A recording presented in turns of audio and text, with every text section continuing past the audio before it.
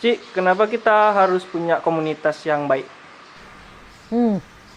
Coba-coba ada yang punya korek nggak 2 biji?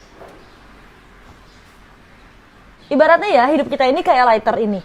Saat hidup kita ini on fire, sedang berapi-api sama Tuhan, sedang mencintai Tuhan begitu rupa, kita ini seperti lighter ini yang dua-duanya bisa nyala. Tapi ada saatnya, di mana saat satu titik hidup kita ini seperti lagi ada banyak masalah mungkin, lagi berantem sama orang tua mungkin, dan kita ini seperti terendam dalam air. Hidup kita ini lagi down, lagi capek, lagi letih, hidup kita ini seperti terendam dalam air. Dan apa yang terjadi saat hidup kita ini terendam di dalam air?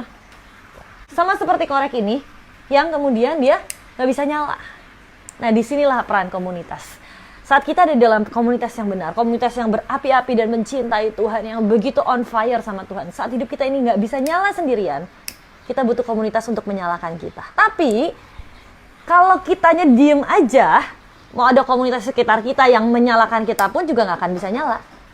Harus ada usahanya juga dari kita. Kita berusaha untuk nyalain hidup kita, saat itu nggak bisa. Disitulah peran komunitas untuk menjaga api Tuhan, menjaga cinta akan Tuhan tetap menyala dalam hidup kita. Sampai kapan? Sampai kemudian keletihan dalam hidup kita ini udah kita bisa bereskan, kita bisa selesaikan. Hidup kita udah kering lagi nih, ibaratnya seperti lighter ini kering lagi nih, dan dia bisa nyala sendiri lagi.